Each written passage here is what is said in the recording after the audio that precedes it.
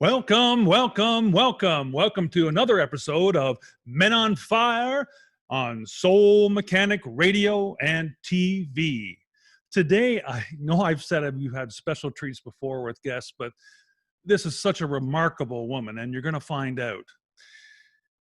Her name is Donna Fairhurst, and Donna is an inspiring, intuitive life soul coach, a Reiki master, a psychic medium, an empath, an auric and chakra intuitive, and EFT, that's emotional freedom technique, and some of you may know that as tapping practitioner, and an NLP, neuro-linguistic programming practitioner.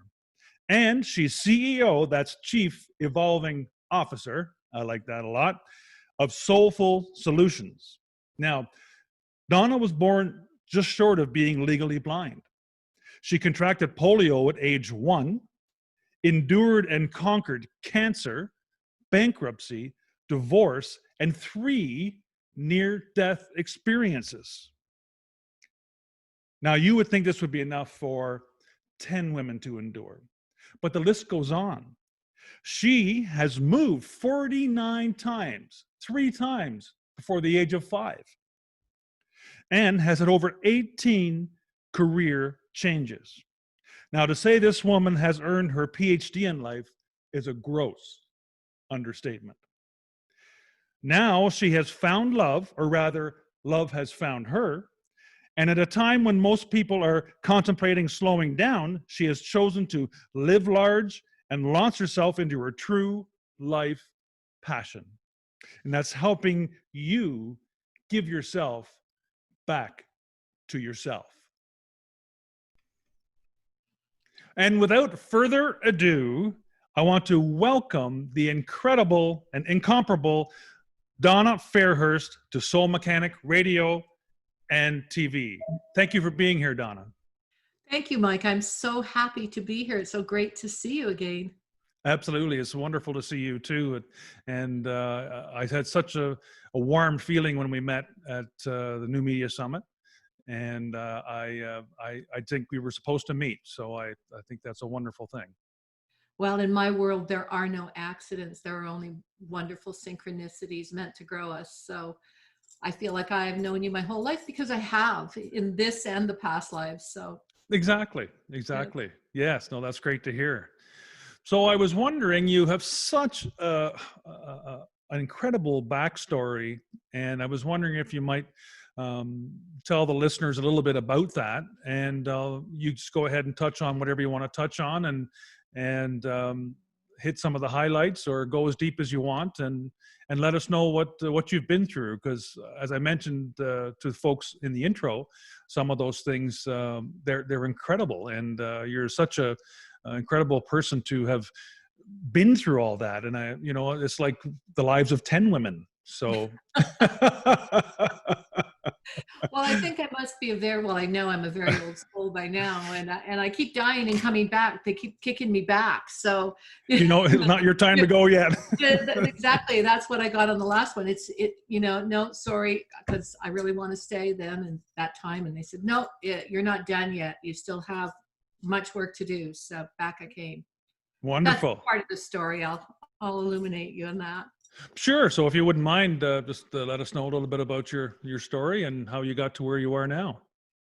Well, I'll start with who I am now. I'm the Chief Evolving Officer, ever growing and ever knowing more about Soulful Solutions. And I named my company that because I got to a place in my life where I was very full of things, and I'd been a lot of places, and I'd endured and triumphed over a lot of what other people would call tragedies and desperate circumstances. And I had to keep digging deeper. And every time I dug deep, I found more, and my basket was becoming fuller and fuller. And then I realized that I was living from my soul and not from my doingness. Right? We get stuck in our life in doing and doing and doing to become this or become that or create that or draw whatever to us. Certainly. And I call that human doing. You Hmm. do and do and do. And then at the end of the day, you're frustrated, you're burnt out, you're alienated, you've maybe been through a relationship or two, some illnesses, and you're there and you're sick and tired on the river just saying, I just want to throw myself into the river and let go and let God. And when you get to that point, it's not about religion, it's not about dogma, it's not about anything that anybody else teaches you. It's finding the God in you, finding Right. the resource and the resonance. And that's when you start to radiate like a radio station. You send Right. out the energy, the resonance, and you draw what you need to you from that, because just like magnets, you're going to attract that which resonates with the power of your signature. Definitely. So in my lifetime, I started as a child of a very diverse couple. My father was a French Canadian cowboy from a family of 21, 18 of whom survived Wow. to adulthood. Hmm. And he was Roman Catholic and, bound and bonded to the earth, and a middle child. So he was very, very expansive, very, very typically French coureur de bois, what you would think of Sure. Hmm. as the typical French Canadian man, and a cowboy and a prairie boy. So married to the land, he met my mother, who was the only child of a farmer in southern Alberta. She was highly educated with 3 degrees. Oh, She was wow. a teacher. She was a nurse on 2 levels, and she was also a prolific writer. She never published anything she wrote, but she wrote continuously. Hmm. And she, unlike my father, being an only child, was very insular and isolated growing up on a small southern Alberta farm. And her mother died very young, and she had the typical evil stepmother. So she delighted in isolating herself further. And then, when she finished her education and went out to teach, she went to Claresholm, Alberta, and met my father at a dance. And these Wow. two incredibly diverse, incredibly unlike, totally mismatched people fell in love, and were together until the day my father died, Oh, and wonderful. created a crazy, incredible life. When I was a year old, living on, I think it was the second largest ranch in Alberta. It was 96 and a half sections, if you can imagine. So Wow. it was big, Yeah. bordering on the chain lakes of southern Alberta. So I grew up in this incredible, for the first 5 years of my life, this incredible natural wonder of a playground with Hmm. lakes and mountains and animals. And my very first memory is a feeling. It was just a feeling of being held, and I could smell leather, and I was being rocked, and Right.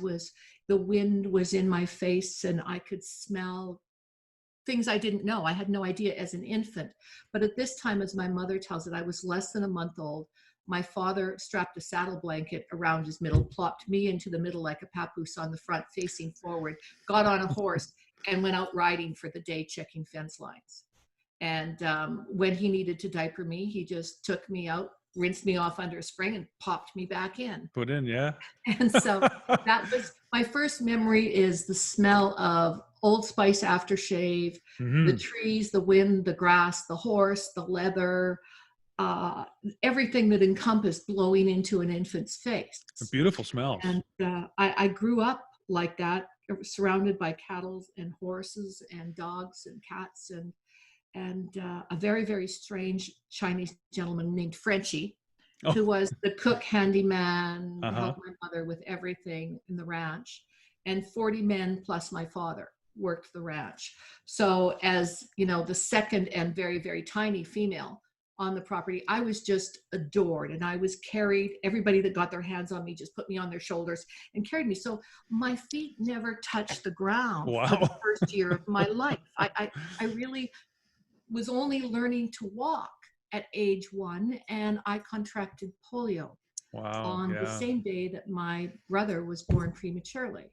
So if you can imagine, my mother's in Calgary shopping for baby stuff with Hmm. a friend, and my father's on the ranch with me, and Frenchie, the Chinese cook, comes running to my dad and said that had a horrible fever and I was coughing and I was red and he thought I was dying. And my dad came running back to the house and rushed me into Claire's home, tiny little hospital in Claire's home, Alberta. And they Hmm. said, she's got polio, she might die. Wow. Same time, Wow. my mother's gone into premature labor. She's in Calgary wondering why nobody is answering the party line in Southern Yeah, Alberta to get that's her right. husband on a horse to get to her. So it progressed. My mother, I did survive. I was very blessed to only have muscular interference. So what that means is I wasn't paralyzed, but my muscles have only X amount of cellular tension in them. Okay. So when I get tired, instantly I sound like I'm drunk because my muscles stop working Sure. properly. So if Yeah. I'm very tired or I'm very excited, I'll start to sound a little tipsy because I can't get the muscles working with the tone and the strength that they're supposed to. And all the Certainly. strength will go out of my arms and legs. Like when I get that point, I can barely lift a teacup. I Hmm. can't stand up off the couch by myself. Hmm. So that's a holdup from polio. But I mean, there were thousands of children and adults that died and that were paralyzed. And Hmm. Yes. it was, so I am not an anti-vaxxer. Hey, kill that polio sucker. I don't want it around. No, no, exactly. No, I do agree with you, and I know there is some folks like that, but and each to their own thoughts. But Mm. I'm old enough to know and see some of the good things that happened with people that did have vaccines. So, Well, I think it's tragic that we had nearly obliterated polio from the planet. And hmm. now, due to a whole spectrum of things happening around the world, that and other diseases are coming back rampant that had been basically eliminated. So I think it's one of those things you have to look at the overall value of of what you're creating. And it's like that with your energy, it's like that with Hmm. your vision, it's like that with whatever you want to manifest in your world or life. So I became this very, very quiet, very insular child. In fact, I went to live with my grandfather and stepfather for 6 months as I was recovering because my mother couldn't handle a premature baby, a ranch, Sure. and a crippled daughter. Hmm. But my parents actually, when I came back from my grandmother's and grandfather's at the age of 2, I had this incredible world where my parents decided that I wasn't going to be crippled. I wasn't going to be less. I was going to run and swim and ride and do all of these things. And they actually created what I call the first active physiotherapy for polio victims that was available outside of hospitals. And they didn't know Hmm. that they were doing it. They Right. just Sure. did what they could do. So what that looked like is my father would go out to milk in the morning, or one of the men would take me out to milk, and they would sit me on a pail and make me do the milking, you know, Right. and make Yeah. my hands work. Then my dad would come in, pick me and pick the milk pail up and go back into the house. Hmm. My mother would sit me on the same milk pail when it was emptied into the cream separator, and she would put a cushion on it, and she would tie my feet to a Singer treadle sewing machine Oh, with wow.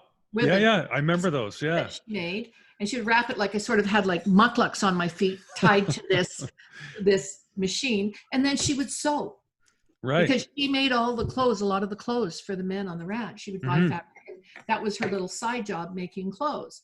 So she would sew, and then after an hour, she'd take me off the feet and she'd put me on my tummy on a pillow over the pail, and she put my hands on there, Ah. and she would do it, right? My Yeah. dad would take me out and he built a little seesaw, and he would put progressively heavier sandbags on it, and he would make me push it down, and then he would make me sit on the other end and push it up. Right. So and he would lie me. I remember he would lie me face down on the horse's rump with my head on the rump and my Right. arms around, saddlebagged around the horse with a blanket. Right. And then he would get on the front and he would ride for miles. And those big back muscles of the horse would be Yes. massaging my whole body. And Wow. then he would turn me around and put me on my back in front of him. And it Hmm. would be happening with my legs on the front of the horse. They'd be tied around the horse's neck. And so Wow. I was having this full body massage all of the time. Isn't that wild? They came up with all that, eh? Yeah. Yeah. And it Yeah. was my dad, we had this 45, 50-foot cattle trough Hmm. that was 4 feet deep and 45 feet, 50 feet long. And my dad would get me in there, tie me on his back, like put a shirt on me and tie me in with the shirt over him. And then Right. he would swim, he would dog paddle. And my hands would be tied over his arms. So Right. Yeah. I would Yeah. be paddling. And when it got stronger and the warm weather got better, he'd take me down to Chain Lake and he would swim across the lake with me on his back. Right. So Wow. all of this was so very physical and I was so attached to nature. But what my parents didn't know is when I became so isolated, all I saw was sound and color. Everything Mm. was sound and color to me. And I had this hearing that was incredibly fine-tuned to even the smallest sound quite Sure. far away. So when you have polio, and I didn't know at the time why I had this type of vision, but the Hmm. fact is, before the polio, I was born technically legally blind, but Wow. Yeah. Yeah. nobody knew it. Hmm. So we didn't have in the small towns and the rural areas, we didn't have visiting nurses and the things that they had in the public school system. That was just getting started in the 50s. Hmm. And I was actually in grade 6 when we had moved to Calgary, to a small town outside of Calgary, which was amalgamated with the city. And when the little town was amalgamated with the city, uh, they brought in all the public health people to check all the children because we were on wells. We You're didn't right. have city chlorine or anything like that. That's good. So we brought in the dentists and the doctors, and we got vaccinated, and we got our teeth checked and our vision checked and everything. And then they sent a report through the school to our parents about what needed to be done for us. And Hmm. they Hmm. said to my mother, "Oh, Donna's very strong and she's got great teeth. They're tiny, but they're great." But she seems to be very, very short-sighted. We're quite concerned about her vision. We Right. think you should get it checked. Well, Mike, I couldn't see the big E on the chart. I Hmm. literally couldn't see Wow. anything more than 3 feet away from me. It Was it was just just a blurry blur. or? Yeah. Yeah. Well, everybody looked like some weird kind of Christmas tree to me. They were Right. all colors and lights because I was seeing their energy. Hmm. So Yes. as Yes. this insular, isolated child with polio and no vision, what happened is I, just by virtue of the environment I was in, became what I call a whole brain learner. Right. So I learned to see with all of my senses. So when Yes. somebody becomes blind late in life, they know what all the colors are and they can imagine them, They can and imagine it much better. they can Yeah. learn to use their sense of touch more. But Hmm. when you're born without that and you don't know it, because you can see things close up but not far away, all of those other creative avenues that your brain has to see color and energy come to the forefront. And Right. that becomes your normal. You don't know that nobody else sees like that. Hmm. Sure. And I also then started to communicate. Well, yeah, dead people started showing up. Is that right, Spirits eh? started showing up. Wow. Angels were always there. There was never a time in my life when I couldn't see and feel and communicate with angels. Wow. And what I called um, the little people, or the tiny ones, because I would see little fairy-like people. Oh. The one and only spanking I ever got in my life was Hmm. from my father. And we had moved to this little town, as I told you about, and we had no yard or fence, and we shared a well with the neighbor. So every day Dad would have to go and get pails of water and carry them back to the house to fill the stove reservoir and a Sure. bathtub and everything like that. And he would do that once a day.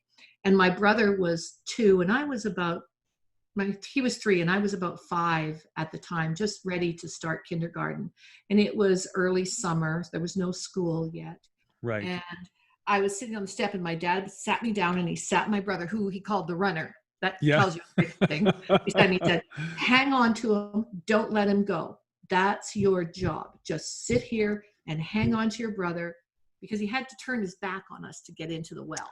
Right, right. Yeah. Well, the minute Dad turned his back, I'm hanging on to my brother Wayne, and I'm looking around, and there's this little tiny, floaty, airy, fairy, tiny person right there on the rose bush beside me. Right. And it's chirping away and twittering away and talking away to me, and I'm raptly listening, and I let go of my brother's hand, and he takes off for the road, and there's a truck coming down the Oh road. my. My dad hears it just out of the corner of his eye, and he runs and grabs my brother, sweeps him off the road, comes back, dumps him on the stick, yanks me up by the hand, gives me 3 great whacks on the butt, as you could do then, Sure. right? Yeah, and, yeah. and said, the first one is for taking your eye off your brother. The second one is for not shouting that he'd gotten away. And the third one is because I had to run to the road to get it. Mm-hmm. Were you thinking, why weren't you watching your brother? And I said, well, I was talking to the angel, Daddy. And he said, and that's for this damn bullshit angel stuff. Wham, wham, wham, 3 more. Gave you more. So, yeah. my father had never raised a hand to me in my life, ever. He was my protector and my hero. And to be yelled at and to be struck 6 times. Yes. And then to be called a liar, which in my family was like the worst thing you could do is tell an untruth. Sure. And it was devastating. And I shut down like that. Yeah, I was going to ask you. You probably just shut right down and didn't say that I saw anything anymore. No, I saw them and I would listen to them, but I made no effort to communicate. I made no effort to do anything beyond like, okay, I see you. I'll close my eyes. Oh, you're still there. Oh, okay. I'll really cover them. And then one day I said, just go away, leave me alone. And they did. I was going to ask you, did you start seeing them less frequently then when you didn't communicate with them anymore? No, they always showed up, but they would be respectful and not speak. They just show up and let me know they were there. So I came to know that on some level I had these benevolent beings or helpers that were there because they showed up when I was in trouble or when I was concerned or when I was incredibly sad or happy. They would show up, and it was I felt supported. I never ever felt scared. And I mean, I had crazy things too, like spiders and wolves show up in like they were alive but not alive. Right. And so it was scary, and those things I would tell my parents because I was scared, and they would say, oh, you're having nightmares or you're having crazy dreams. Sure. Thinking, well, how can you have a nightmare wide awake at 2:00 in the afternoon in the middle of the day in your living room, right? So but I knew better than to try to talk to them about it. Yeah. And then my parents could not decide on a religion. My mother was United Church / Baptist / anything that wasn't Catholic or Jewish. And my father was very Catholic. But they were not religious per se. They believed they had a huge faith in a higher power, huge faith in angels, although they didn't like me talking to them. But they truly believed that there was a higher power that was responsible to us and we were responsible to them, and that it was an interactive, cooperative experience. And my mother, being the great intellectual that she was, decided to discuss this with my father and say, okay, I'm not baptizing them in the Catholic Church, and I'm not baptizing them in any church. They can choose that when they want to be, which was sacrilege in my father's family. Yeah, just got the whole family disbarred. Yeah. So we were taken to just about every possible kind of religious church, we were exposed at every level to every religion that ever existed, I believe, except voodoo. Dad didn't want anything of that kind of thing. But, we went to Catholic Church, we went to United, we went to Presbyterian, we went to Mormon, we went to Temple, we went to the Sikh Temple, we went to Jewish Temple. We were everywhere. And so we would go, one week we would go to my father's church, one week we would go to my mother's church, and the other 2 weekends we'd all go to a different church. Right. Wow. And so at the age of 12, we just stopped. And we said, well, one morning we got up. My brother was 12. My sister was tiny yet, so it didn't matter to her. And my dad said, it's up to you now. Pick whatever resonates with you. Which one makes you want to thank God? Which one makes you want to go?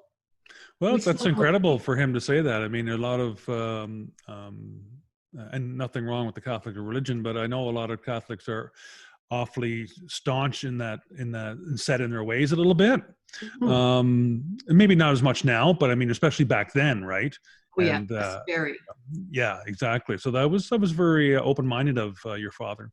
Yeah, I think they were both incredibly brave and very, very ahead of their time. And that allowed us to grow up in a very free and creative environment. And it also allowed us to have a lot of really deep discussion with our parents, asking them, well, what does this mean to you? And it meant Hmm. different things to both of them, but yet they coexisted with, for the time was a harmonious relationship, and two very different people. So that allowed us to know that you could have a very different opinion from other people and still coexist and be Yeah, productive and exactly. resourceful and loving, which was Hmm. the most important thing.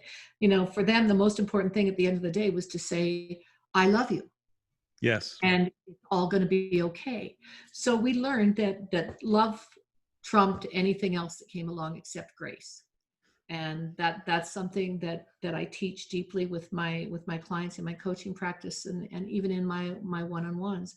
But primarily what I learned, and then throughout my life, I traveled a lot. I lived Hmm. overseas for nearly 13 years in Southeast Asia, traveled extensively in Asia, and was exposed to another whole spectrum of culture and multicultures.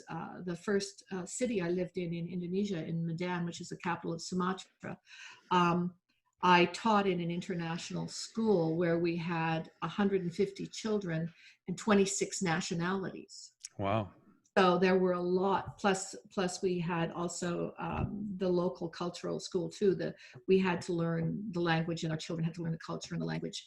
So it was a really interesting life. I was a swim coach and a drama teacher there, and got very involved in community and semi-professional and community theater, Hmm. and a lot of work creating life-saving programs for small aircraft over open water, like ocean crashes and that. So Right. because the company we worked for, we were traveling on small planes over huge bodies of ocean All the for time. Yeah. all the time. Yeah. So it was necessary to come up with a program like that. And after we had a crash and a couple of near deaths, I decided these children have to know what to do if the planes hit the water. Hmm. So I coalesced with Pertamina and Mobil Oil and Mobil Indonesia and JAL Airlines and Air Garuda, Uh-huh. and created a program between them. And then Singapore Air came in as well, and we created this overwater program for small aircraft.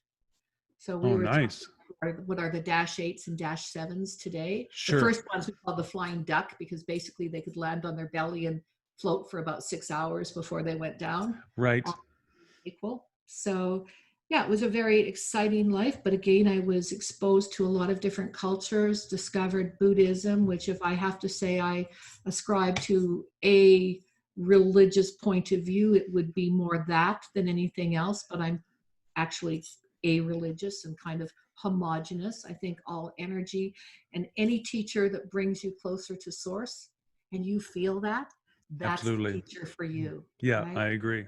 I Because agree. it's all about your heart. What you feel, Definitely. you draw to you, good, bad, or Hmm. indifferent, right? If you're having a bad moment and you act out in bad energy, you're going to draw exactly what you give. If you Oh, act out with definitely. passion, you're going to be great. I also, during that time, had a divorce. My second, was married young to my first husband, childhood sweetheart, lasted a year, got out, abusive relationship. Right. Oh, good. Um, Married a few years later to another fellow, exactly the opposite. Was that with him for 23 years, and in the end, it was an unfaithful situation. So it was just can't stick this anymore. Sure. Yeah. Launched on my own, created my life, stumbled through a few more relationships, gave up on relationships altogether, and said, I'm just going to become this huge magnet for power. And I Right. really became the executive in the ivory tower with a great job. Went Mhm. through a launching my own business and Right. ending my own business because of 911. So that was a learning curve. So I learned to survive relationship Armageddon. Hmm. I learned to survive company Armageddon. I learned through cancer twice and a couple of other near Wow. misses with surgery, through the journey of cancer and the journey of dying on surgery tables twice. I I learned that we never die. Hmm. We are just having a human experience, and we are here to learn in each lifetime specific spiritual laws through the experiences that are presented to us and that we attract to us by our attitude in that lifetime. Yes. So I have taken everything that I learned in my near death experiences and developed first a program for myself, which I called, living from your true colors, Hmm. because I see everybody's aura and energy. So, Mike, you were born to be a communicator, a teacher, and a nurturer. Every part of your being is about nurturing other people. In fact, you're what I call a classic overgiver. Okay. Were you aware of that? um, I've found that more and more Yeah. as time's gone on, for sure. I mean, I think at the beginning, I, like you, married very early with a high school sweetheart, and had two kids right away, and that sort of thing. And you get into the jobs, and sure.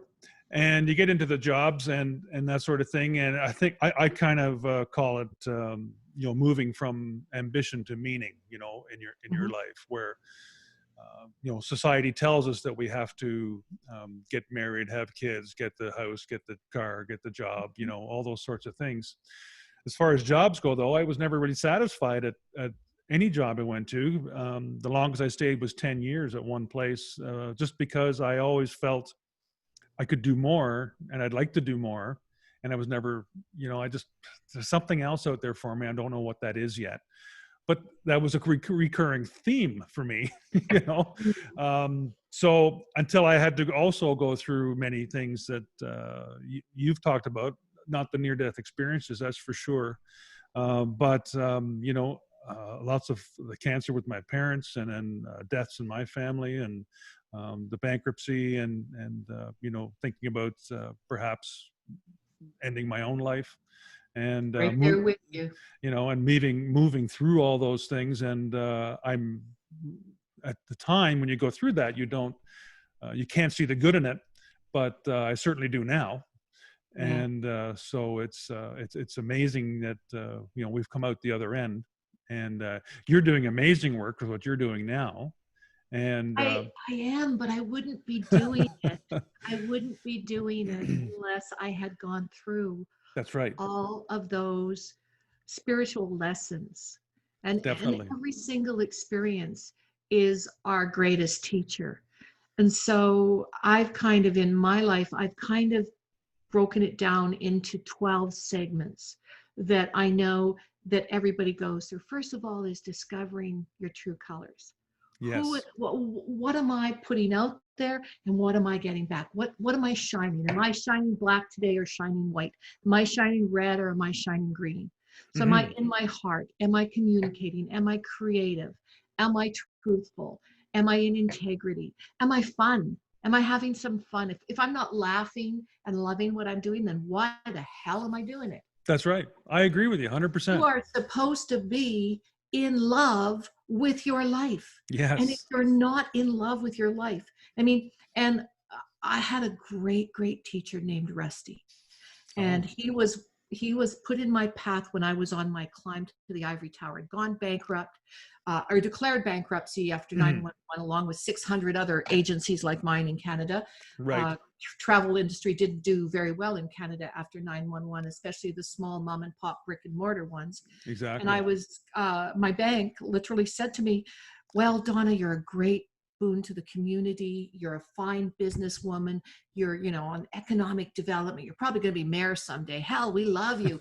But you know what? We need more. And I said, what's more? And they Hmm. said, well, we need you to sign a personal guarantee, pretty much everything I owned, my house, my Right. car, my firstborn son, and give it to us as collateral against your operating line. Well, the travel industry then, if you weren't supported by the government like Air Canada, Yes. you were given X amount of money to work with, and you had a low season, a high season, and two shoulder seasons. Mm-hmm. And you made all your money in the high season. You paid off your operating line. You soldiered through the first shoulder season. Then you used your operating line almost till the end, through the next shoulder, the low season and the next shoulder. And then you were ramping up, getting it all back again. And Yes. that was the way the travel industry worked. At the same time, the airlines and all of the tour providers decided to go to zero commissions. So that basically put a you kill it, you eat it mentality into that industry. And Right. it became very, very tough. And I was very successful. I was the first small agency in Southern Alberta to have a toll-free telephone line Oh, wow. for people to call in and ask questions. The first one to offer classes on how to be a better traveler, how to pack, how Yes. to integrate languages, how to be polite, what body language you couldn't use in different countries, things like that. So you've And so always been so forward thinking. thank you. Thank you. I attribute that to my parents. I think they taught us that. That was a great gift that they gave us. And what I learned was where my limit was, where I could not give my power away, and signing away everything that I worked so hard to create on a line and living this nebulous existence of eking it out, trying with this pressure hanging over. What kind of a year is it going to be? How far ahead can That's I right. plan? And I thought, I am no longer in control of my destiny. The man in the bank in the suit is in control of my destiny. And at any moment, he can decide my destiny isn't worth it anymore. And so I said to him, and all of that went through my head in like 35 seconds while he was talking to me.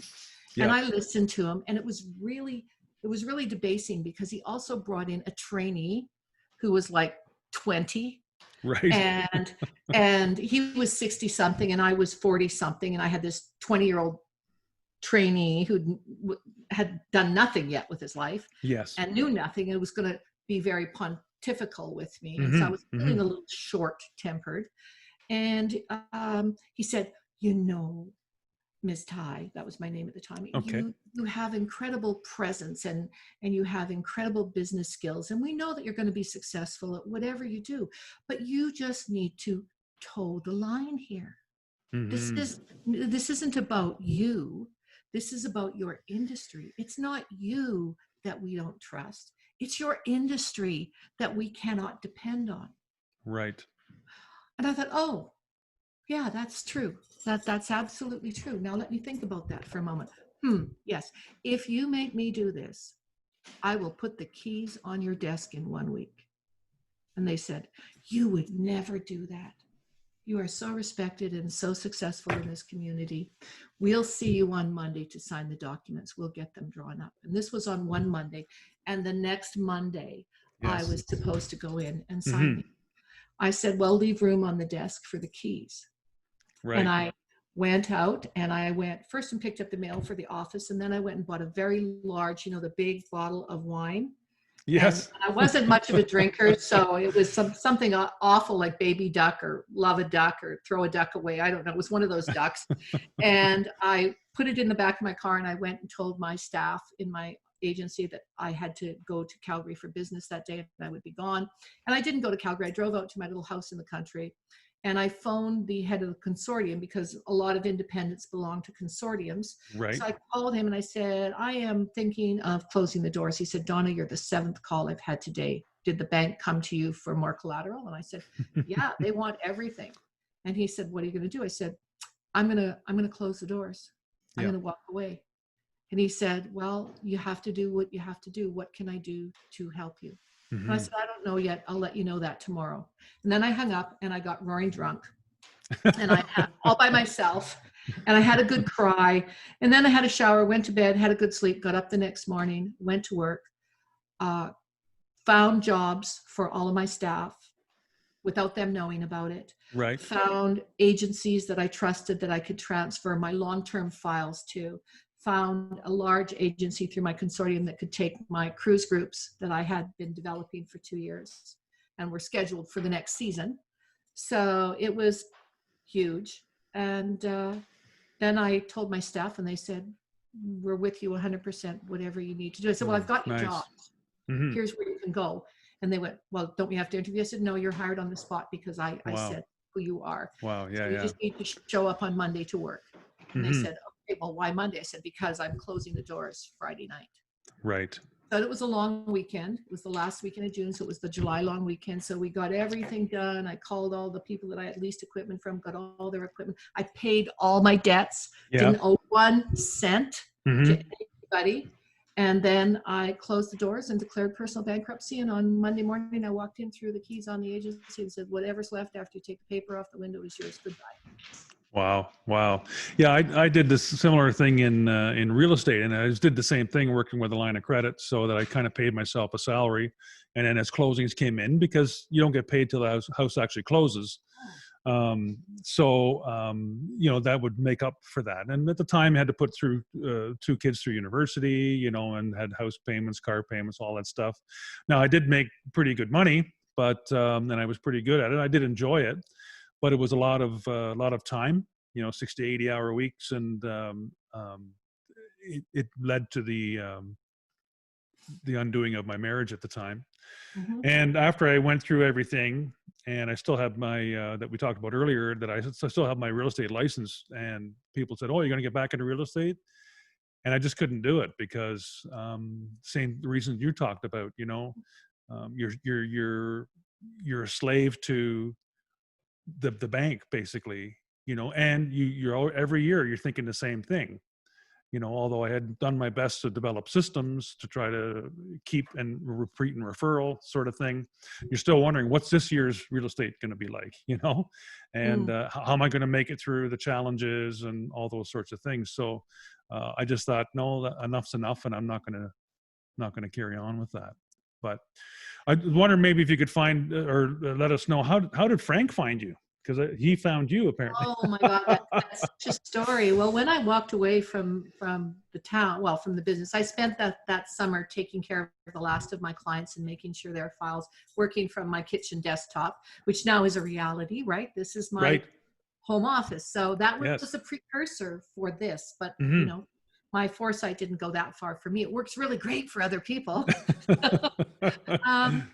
I finished up that summer, finishing up my files, and I took a couple of weeks off, and then I decided to end the relationship that I was in. And we weren't married or anything, but we'd been a long-term kind of roommates with benefits. And I sort of said, okay, this isn't working, and this isn't where I want to be, and I can't see it going any further than it is. And it's not enough.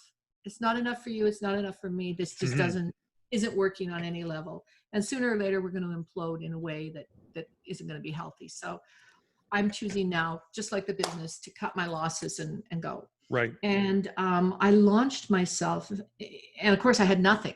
Then I had nothing. Yes. And I launched myself under the auspice of, lived with some good friends for 9 months while I got a job in Calgary as an agent, and actually found out that I could be a very high level manager in other travel corporations and be paid 10 times more than I paid myself with benefits. Right. Yes. So yes. I did that for a couple of years, and then my mother got very ill, and I went out to the Gulf Islands to help my sister because they ran a group home.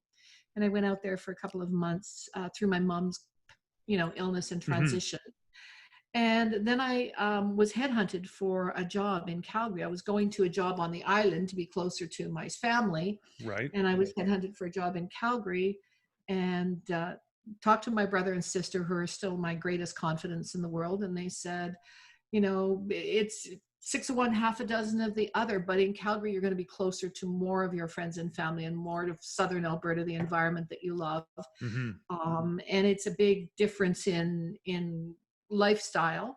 So my sister said the islands, closer to her. My brother said Calgary, closer to him. And I literally, it was on it was an interview, it was intuition. And I went to work for a huge multinational commercial travel company that had no leisure division, and they hired me to create a leisure division. And so there was it. There was it. Oh, nice. Yeah. The dream job, the ivory tower, the 27th floor condo. I had everything that any reasonable thinking middle-aged woman of no means could want. Right. So I thought, oh, okay, this is great. I'm perfect. I remember standing on my 27th balcony, looking out at the sun setting over the Rocky Mountains, glass of wine in hand, cheering to myself and saying, this is it.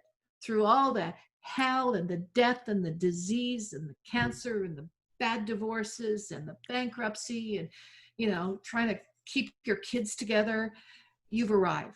You've got a dream job. You've got money in the bank. You've got wine in the glass, and you get to travel. I was back traveling a lot for my job. And I loved it. I just loved it. I loved my boss. We thought alike. I knew I was going to be her in a few short years, and she was going to go up the ladder and she was going to bring me with her.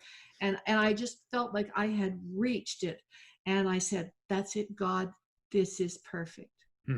God laughed.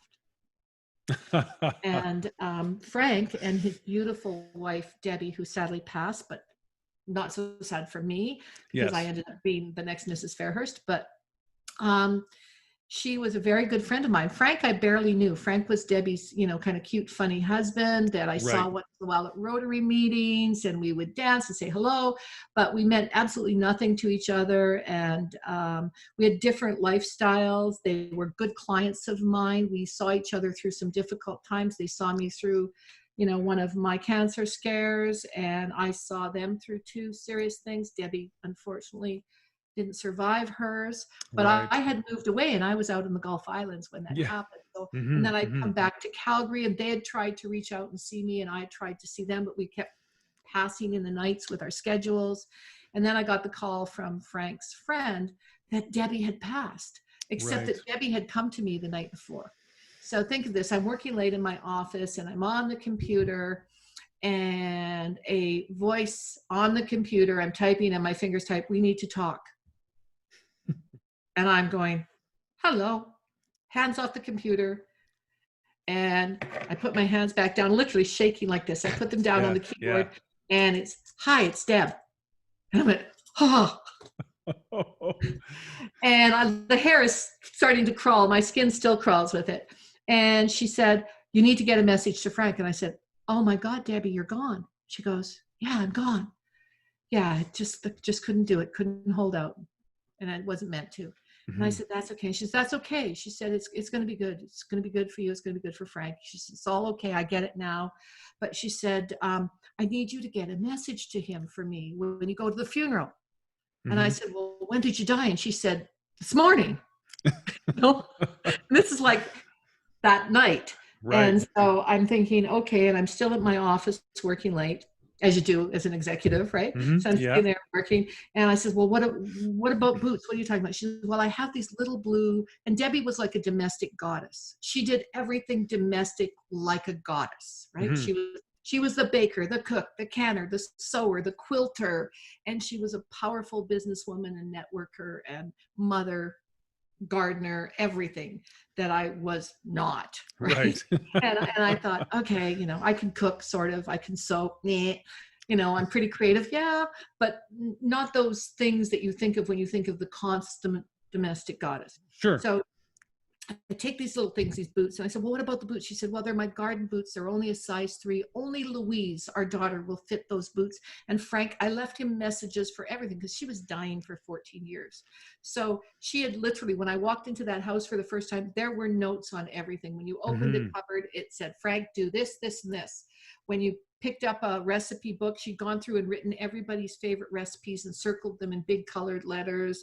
I mean, anything that you could do to prepare her family, God bless her, she had done. Oh, nice. And the only thing she'd forgotten were these boots. So she tells me about these little rubber flowered boots, typical English garden wellies. And so I'm thinking, oh God, nobody. I said, Debbie, nobody knows about me. And she said, more people know than you know. They know that you talk to ghosts and that you just don't talk about it, but everybody knows that you do it. And I went, okay. So she just get the message to Frank. before the funeral if you can, or at the funeral if you can. And I said, okay. So I typed this message to Frank saying, Frank, you know what?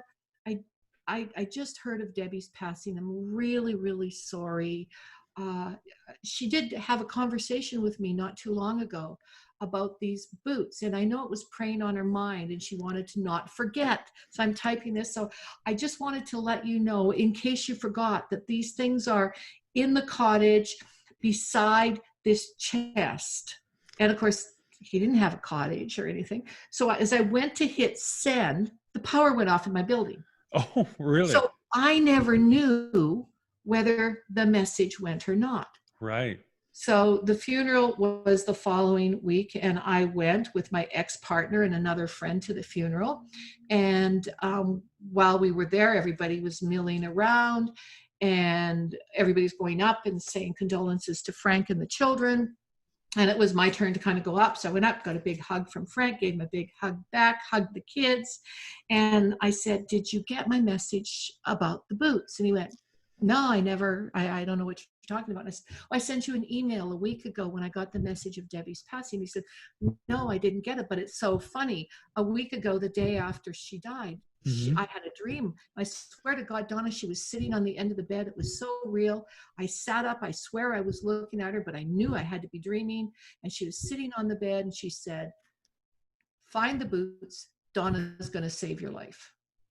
Really? And then she was gone, and I woke up and I was still sitting up in the bed looking at the place where she sat, thinking, I don't know what that's about, but here you are talking to me about boots. So I said, well, maybe you're going to drown in the lake and I'm going to save you, because that's all I can think of right now. So that progressed, and we were communicating back and forth just as friends do. And we had a cadre of friends that were divorced and widowed that lived in the city I was in. And so I said, well, you know, if you ever come up to Calgary, there's a pretty good group of us old Rotarians from Pincher Creek, and we get together and we socialize and we go to the Legion for a dance and that. Nobody's partnered up or anything, but you know what it's like in a small town. You're expected to wear sackcloth and ashes for 5 years, and then the minister of your church is going to find you a suitable, preferably widow or single, you know, maiden, and no divorcees allowed kind of thing. So I said, if you want to come up and just get away from the sackcloth and ashes, give Rosie a call, give Jack a call, give me a call. One of us will put you up. You can just get away from it for a while. So I didn't think he'd take it up on. And 3 weeks later, he phoned me up and said, I think I'd like to come up to Calgary and see you guys. And I said, okay, where are you going to stay? He said, well, I haven't called Rosie yet, but I'll call you back. Right. So he called Rosie, and she said, Frank can't stay with me because I have to go into the hospital that weekend for a minor procedure. So he's got to stay with you. So Frank came to stay with me. Long story short, over several months of going out with this group, once a month he'd come up. My friend Rosie and I, who was a widow and a good friend of Frank's as well, said, let's set him up with Sherry, who was also a widow. So we were setting up this union for this perfect little, and she was everything that Debbie was and more, because she was also a biologist and an engineer. So we thought, Frank's a mechanical engineer. Perfect. She's blonde. She's tiny. She's not British, but that's the only thing not going for her. So, no, and the exact opposite of me.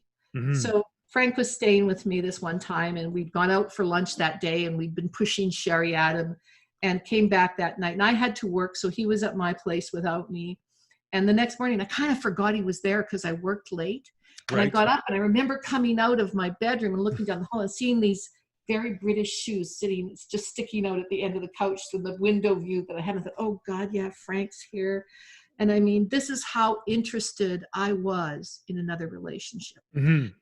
It was spring, so it had been like 9 weeks, and I was wearing pantsuits to work. So I hadn't shaved my legs, shaved my armpits. I hadn't had a good haircut, or at that time perm, in months.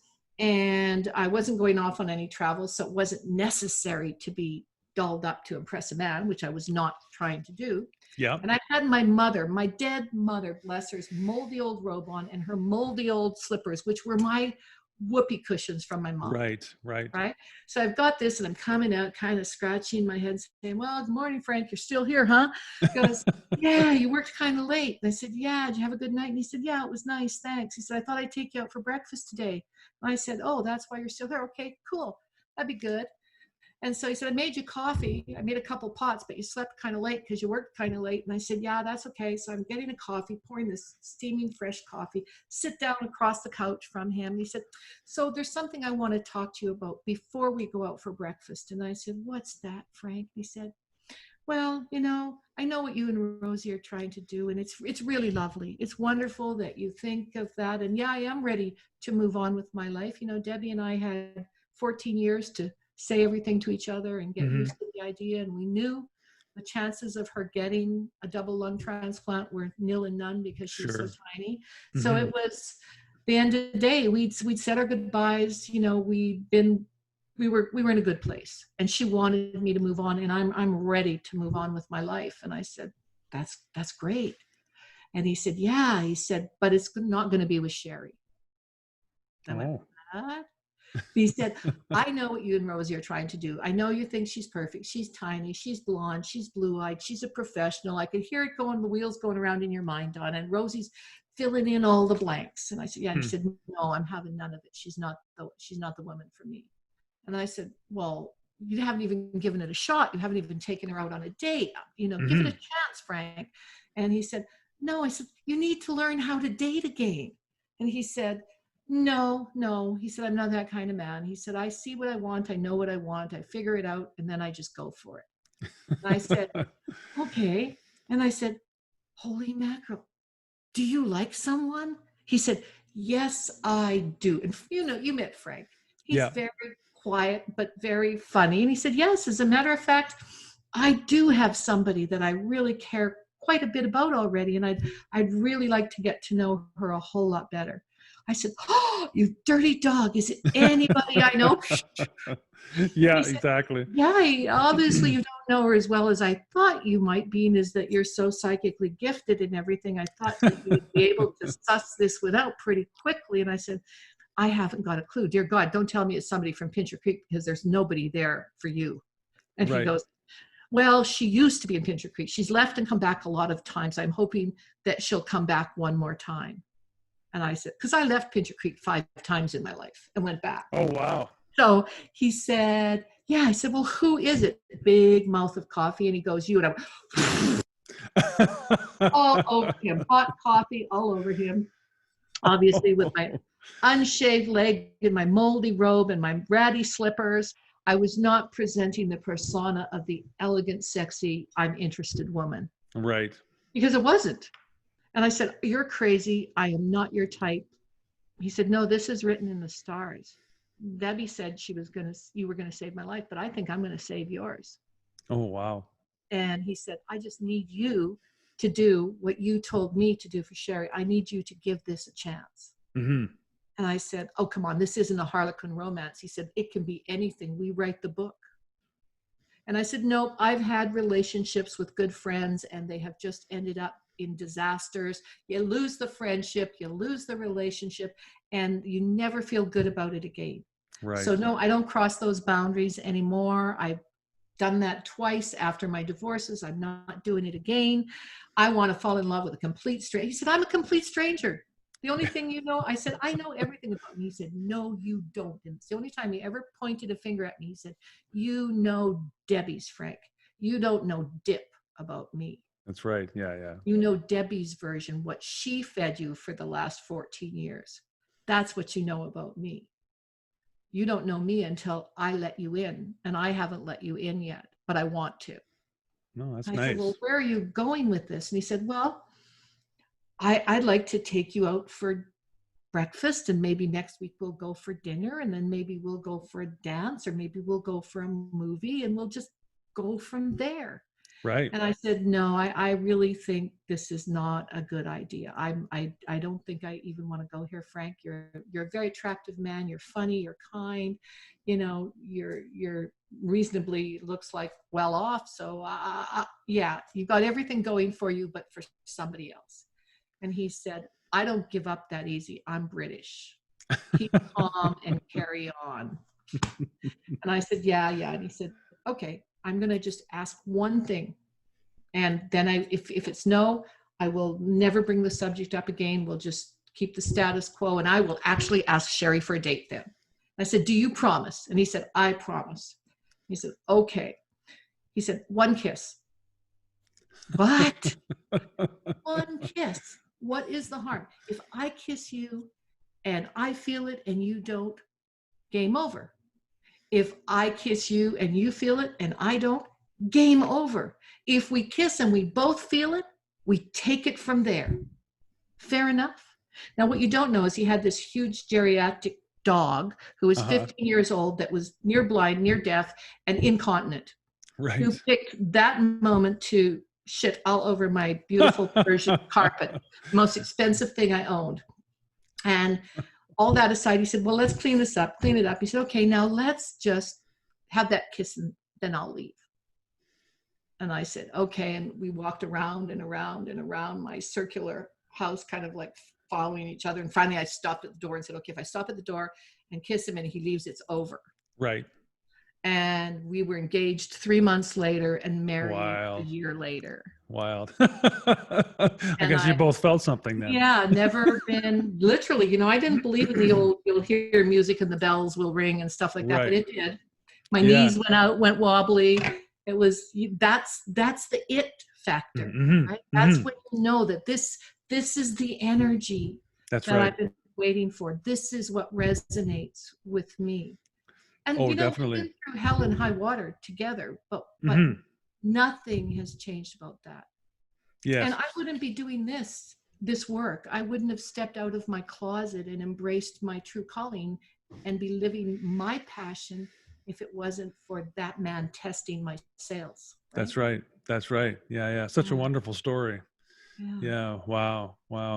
So the things that you're doing now, on your website, there's a number of things that you're doing, and maybe you could just touch on those and maybe let us know how how people can get a hold of you and the best to get a hold of you, and if they're interested in working with you at all. Well, you're right. I do a lot of things. Primarily now, over the last 2 years, it's evolved that I'm a life and soul coach, and I teach 6 and 12-month programs as a specific program of life empowerment called Zero to Clarity. Yes, that sounds nice. I take my clients from zero stage, wherever they are, and take them, the two of us, that's the 2 in the 0 to clarity, is we work through a plan and a program, but I teach it from the modalities that I learned by communicating with spirit and from my near-death experiences. Right. With each one of my 3, apparently I've had 4. I have 3 that I remember. I don't remember the one when I had polio. Oh, okay. I nearly died from the fever, and they had to resuscitate me. Wow. I don't remember that, but my father years later told me that that's when I started talking about angels and, I see. and other people, and they would call it my dreams, my dream people. And then as it got older, it was, now this is crazy. Maybe you're bipolar. My mother actually took me to have me hypnotized by a child psychologist who assured her that I wasn't crazy and I wasn't bipolar and that perhaps I might be talking to spirit. And she said, well, it's messing with her life and ours. Can you hypnotize her to not remember these crazy dreams because it's causing all kinds of problems in our lives?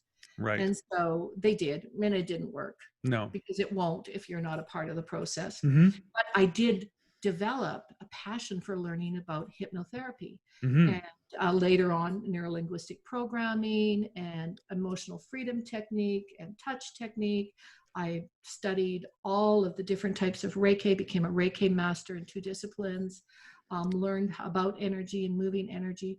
And in each one of my near-death experiences, I came back with a bit, like a principle. Yes. And then I lucked on to, I was very blessed early on in his career to meet Dan Millman, who wrote The Life Path of the Way of the Warrior, the Peaceful Warrior, that. Right. And I also was very blessed to meet Wayne Dyer and Louise Hay and do a lot of work with them, and also a lot of work with Sylvia Brown. And later on, John Holland. And Jose Silva from the Silva Method. So yes. I've had a lot of really, really amazing teachers and mentors in my life. And each one of them said, you're moving to who you really are. You'll Right. get there. And Wayne, God bless him, wrote a book on it. You'll see it when you believe it. That's right. You know, so, and Manifest Your Destiny was a book that I thought he should have dedicated to me because it was so true. And we had so many discussions about it. But along the way, I learned to teach people about their true colors, that their aura and their field is their true colors. And from that field, they can know who they really are. Yes. And by balancing and grounding the chakras and the field, you create health mentally, emotionally, physically, and spiritually. Then I learned to teach them the power of their word. I am. Yes. When you say those words, you're sending out a radio signal to the universe that tells the universe exactly, in no other way, what you want. That's so right. If you say, I'm sad, you're going to get more sad. Yes. You've asked them to say, I'm really loving this sad thing, so bring it on. And they go, oh, damn, we wish we'd made a different choice, but you chose sad, so let's give you more of the experiences that will create more sadness for you. That's right. Everything that we feel is a choice. It's a God-given feeling based on an experience that we have chosen at some level to have, to integrate a new awareness to take us to the next spiritual level. And it doesn't matter whether you're a man, a woman, a child, or a ghost. That's right. We're all transitioning in this space. So from that, I learned about, I created a toolkit. And that toolkit, literally, here's part of the toolkit. These are all chakra affirmations. Oh, yes. For all the chakras. I have a clearing prayer and an angel invocation that I use. And this is a basic toolkit that I give to all of my clients to use to start to establish a practice of mindfulness and meditation. Yes. And Oh, I wonderful. don't believe that meditation should be hours and hours of oming on the gloaming. That's great if you're a monk and it's your career. That's right. The rest of us have a life. Meditation has to be a practice that integrates and expands on our life. If it's not, we're not going to be continuous. We're not going to do it. That's so right. my aim was to create simple tools that if you did them simply and you simply did them, it worked. That's right. It's not rocket science. Spirituality, health, mental, physical, emotional, that doesn't start with a doctor. It doesn't start with a pill. It doesn't start with a priest. It starts with you within, creating you. Then I died and I found out about infinite unity and that everything is infinite. Everything is connected. All the patterns that we see are unified. All the fields that we see are unified. And it's only our perception that distorts the field. It's a lot like the Matrix. That movie should have got 1 million Oscars because it's such a truism. It's amazing, isn't it? People weren't then. Do you remember the old movie Robin Williams did it years ago about heaven? Yes. Yes, and it was so far-fetched. It was so out the colors and everything. And but that's the way it is. Yeah. When you cross over, whatever it is that you think that you need to want to embrace is what comes towards you, and that you get to expand and experience. And I tell you that the one thing above all, if you get nothing else from me, on the other side, which is here, not there. Right. There is no judgment. There is no pain. There is no shame. There is no blame. There is no guilt. There is no fear. Yes. All there is love, unity, and grace. Yes. The greatest of which is grace. Because sometimes you can't feel love, but grace will get you through it. I have a little prayer when I'm in tough situations. It's kind of a prayer affirmation when I'm backed into a corner and I want to be truthful, but I know that the truth will hurt. Yes. And that I need to be mindful of my words. And this is a feeling, and I don't know whether it's a part of the other person's feeling or the situation is such that it will hold it. Yes. So my saying there before I open my mouth is, dear God, in this situation, angels, guides, guardians, all of my crew come in here in this situation. If I cannot be love, let me be grace. Right. If I cannot be grace, then let me be quiet. Mm-hmm. And if I cannot be quiet, then get me the hell out of here Yeah. before I open my mouth. Thank you, God. Well, grace I always found so interesting too, because love, the word love, to each of us, because we all have our own perceptions and beliefs based Mhm. on what we've experienced in our lives.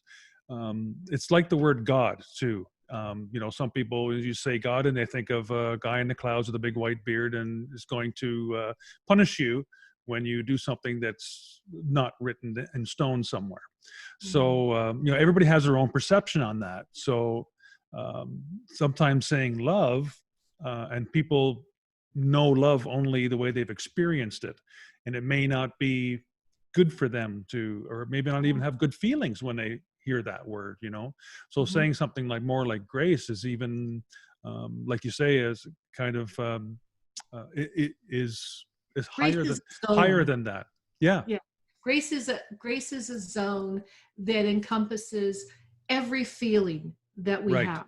Right. And it doesn't matter what we're feeling, we can choose grace when we can't choose love, or Hmm. when we can't feel the ability to choose love, because we can choose anything we want.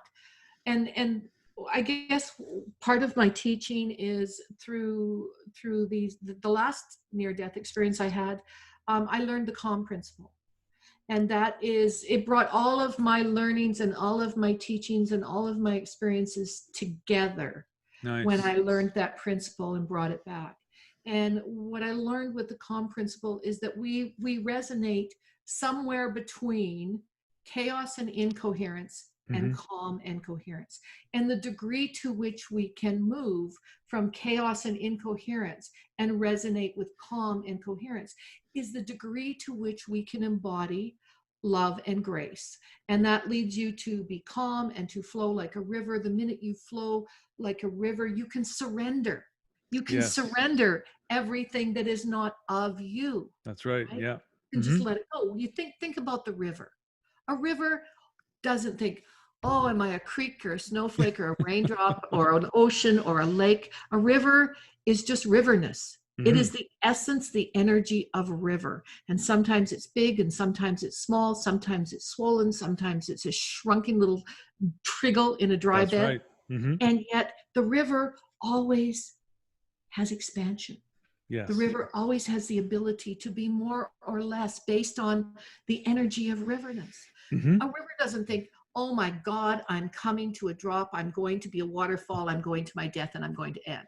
The river Right. just flows over and becomes this cascading waterfall. And then it becomes a whirlpool, and it might have a tidal wave to it.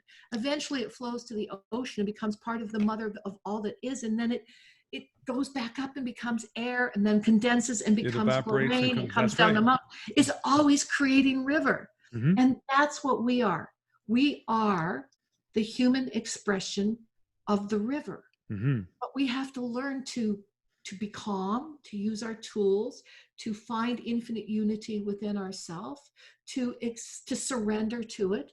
And then we get to experience river, where whatever bump, whatever snag, whatever eddy, whatever hill we Yes. hit, we can flow through it, over it, under and around it. And guess what? The river doesn't think, if it gets dammed up, what happens? It goes underground. It That's creates right. artesian wells. It Yeah. comes out as a waterfall bursting out of a rock when you're driving down the highway. Oh my God, look at that coming out of the side of a rock. There's Hmm. no there's no river flowing to it. How is it coming out of the rock? It's it's not. It's just expressing riverness and finding where it can flow when all else is going against it. And Absolutely. when you do that and you become the river and you surrender to it, then what you create is the space for what I call sacred soul self. Hmm. Now, sacred soul self only has one duty, and that is to expand on everything within that sacred soul to create a self, a human being, rather Yes. than a human doing, Hmm. right? Because if you're doing and doing and doing, what do you end up with? Well. Do do. A lot Yeah. of shit happens, right? Yep. It's not pretty. But if you are being and flowing, regardless of the resistance that you may hit along the way, if you stay in calm and coherence, you're going to flow under, around, over. You're going to find a way with That's calm. right. And Yeah. you create a way of being Hmm. rather than a way of doing. Right. Trying to You force accomplish things a all the lot of time. things, Hmm. being. And when you're being, you're living on purpose, on passion, and you're able then to experience what I call godness. And godness is, to me, how I interpreted and experienced it on the other side, is think of a prism. Hmm. And this is what I call the prism principle, PRISM. Yes. When you see a prism or a crystal, it reflects all the light that is. Right. And you can create holograms and you can create all kinds of things from that refracted and expanded and expressed light. That's what we become. And Right. that's what God is, the energy that mirrors everything that is, that ever was, that is, and that ever will be, all at one time. Yes. And that prism doesn't stop being a prism shining rainbows because you put a case over it. Hmm. That's right. That light, the potential, the intent of that light is always there. It's your Exactly. choice whether to shine it or not. Yes. So once you've done the prism, you create optimum balance in Definitely. everything that you do, say, express, and are. And when you're in balance, then everything else just grows exponentially. And you no longer question, you trust your intuition. You trust the people you trust, and you don't trust the people that you don't trust, but That's you right. have the grace to walk away. Yes. You know, it's about making choices. So my motto is always to be, to express, and to teach how to know yourself, grow yourself, flow with yourself, Nice. and Nice. ultimately grow and glow as the huge effervescent light Exactly. you are, and have the capacity to grow more of. And as Definitely. part of infinite unity, you are absolutely necessary. Without that thread, that light that is you, the universe is not complete. Oh, And that light absolutely. doesn't go out when the body does. No, no, no. That's right. So that's why you need a spiritual life, to know that, trust that everything that's happening to you. And I mean, and I don't care whether you're Catholic, Hindu, Buddhist, from Timbuktu. As long Yes. as you have a spiritual practice that serves you to know you, grow you, flow with you, and glow with you, I'm in. Yes. So Absolutely. that's what I teach. Well, that's one. That's a lot.